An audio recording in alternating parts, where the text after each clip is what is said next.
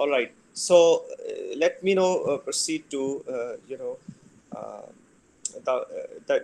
some of the further points in postmodernism. So several theorists draw attention to the way in which postmodern critics reject the elitism, sophisticated formal experimentation, and tragic sense of alienation to be found in the modernist writers. So Ihab Hassan, for example, contrasts modernist dehumanization of art with the postmodernist sense of dehumanization of the planet and the end of man. While James Joyce is omnipotent in his impersonal mastery of art, Samuel Beckett is impotent in his minimalist representation of endgames. Modernists remain tragically heroic, while postmodernists express exhaustion and display the resources of the void. Now, in the modern literature, which the age which comes before postmodernism, there is a lot of emphasis on dehumanization of art. That is, a kind of art was being produced in modern stage where human beings were gradually absent. The figure of human was gradually absent. But then postmodernism is little different. It goes kind of one step beyond the modernist representation. In postmodern literature, there is rather dehumanization of the planet. What does that mean? That means the postmodernist literature considers human being as man in general, better to use the word human being. Postmodernist literature considers human as an species on this planet, right? So do you find it problematic, or Sir, do as you a get it? what? How As human a being as an irrelevant species, as an irrelevant species on the planet, irrelevant. Okay, okay, sir. do you Thank get you. this point? Do you Yes, sir. get this point? How human beings can be an irrelevant species on the planet? Anybody who's confused about it? I'm confused. How human beings can be an irrelevant species on this planet? Yes, sir. Okay, okay. So yeah, so this confusion is very good omen. That shows that you are thinking about it, right? So human beings have become irrelevant species on this planet because increasingly the writers and philosophers have realized that human beings have given too much importance to themselves, and they have kind of have a very you know grandiose view, a kind of uh, you know a grand view of themselves, which probably they don't deserve. Why don't they deserve that grandiose view of themselves? Because human beings are just one species out of thousands of species on this planet. Also, there is there is lot more nature on this planet than the human beings are.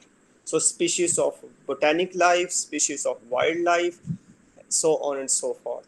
Also, some writers and philosophers have observed that after the global warming threat, right? After the global warming threat, we have started realizing that human beings are more of the destroyer on this planet rather than its makers.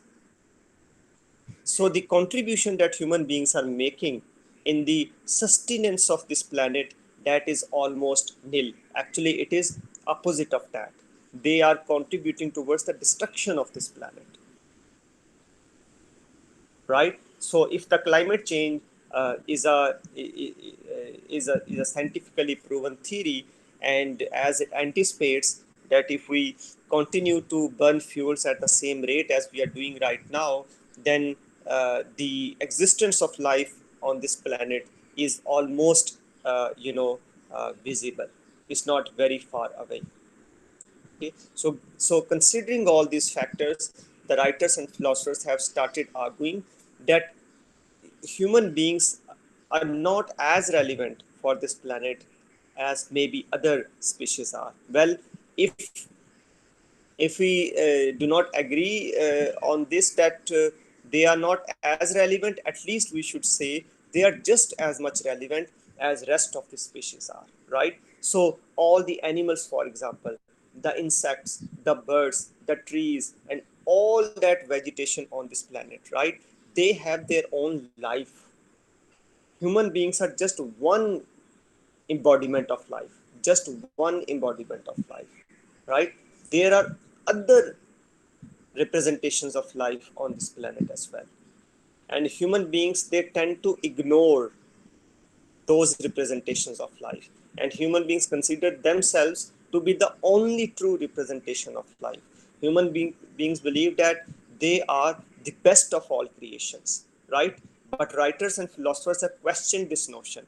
Who gave human beings this right to claim to be the best of all creations on this universe, right? This is only human beings, self delusion to keep thinking that they are the best. In fact, they are not the best.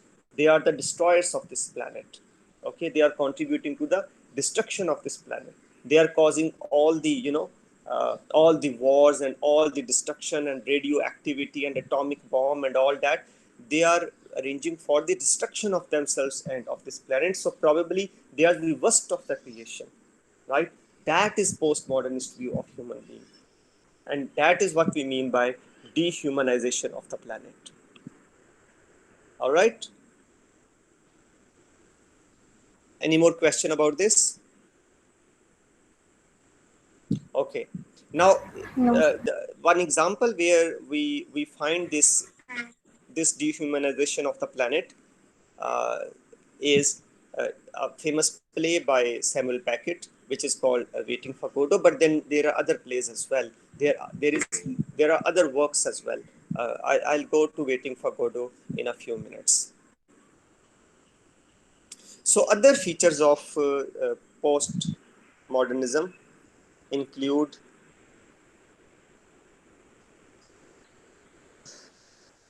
as opposed to modernist experimentation, postmodernists produce open, discontinuous, improvisational, intermediate, or aleatory structures. Aleatory means random. Okay, so the kind of structures which postmodernist literature produces or postmodernism produces, those structures are open, they are discontinuous, they are improvisational, intermediate, and aleatory. By structures, we mean structures of art and structures of literature. Postmodernism also rejects the traditional aesthetics of beauty and of uniqueness.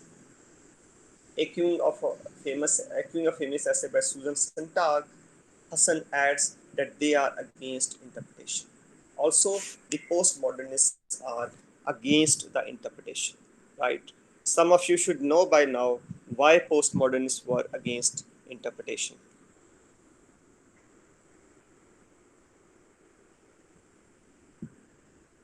So, any idea why postmodernists were against the interpretation?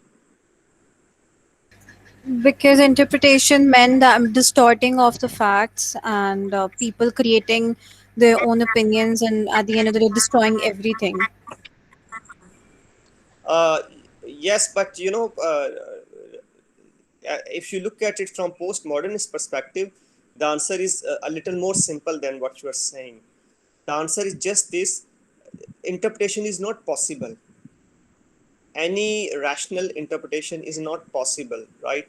That is postmodernist response to this question, uh, why we should not interpret. Okay, the postmodernists would say that interpretation is not possible. Why is not possible? We will get to know in this passage, the next passage over here. For if there is a summarizing idea, it is the theme of the absent center. So we have been discussing post-structuralism. So that is what struck the postmodernists, right? So post-structuralism and postmodernism modernism kind of go with each other, right? Historically, those both of these take place at the same time. Post-structuralism is mainly a theory. Postmodernism is mainly a literary or cultural movement.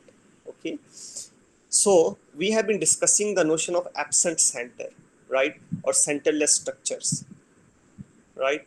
So when we claim that structures may not have fixed centers, that means the structures may not have an ultimate meaning,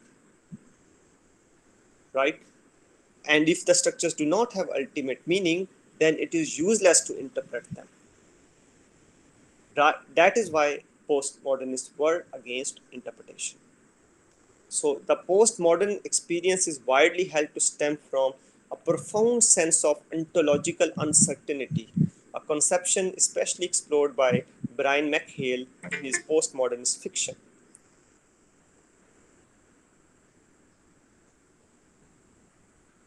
Human shock in the face of the unimaginable pollution, holocaust, the death of the subjects results in a loss of fixed points of reference.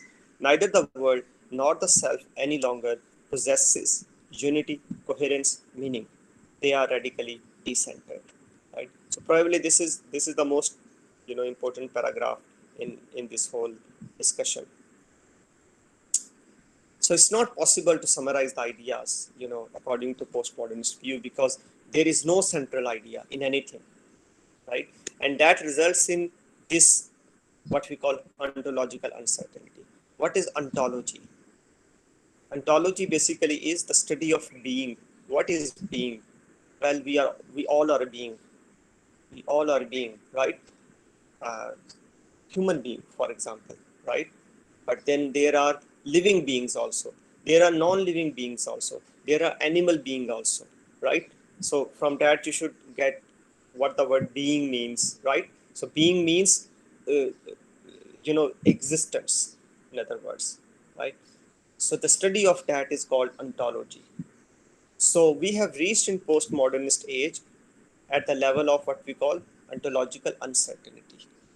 Okay? So ontological uncertainty is a kind of uncertainty about our sense of being, what we truly are. Okay, so are humans, for example, part of the nature or not?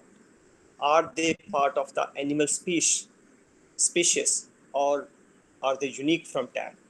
Questions of that kind, they have become very uh, prominent presence in postmodernism, uh, you know, cultural and literary time. And we have lost the fixed points of reference, right? I'll explain that with a literary example just in 2 to 3 minutes. So neither the word nor the self any longer possess unity, coherence, meaning, right? So there is no meaning in the world, and there is no meaning in the self either. There is no ultimate meaning, no ultimate unity, no ultimate coherence in all of them, right? So all of them are radically decentered. Okay? So you might have got by now that if you know post-structuralism well, it is very easy to understand what postmodernism is, right? Because they are very close to each other. Postmodernism is based upon uh, post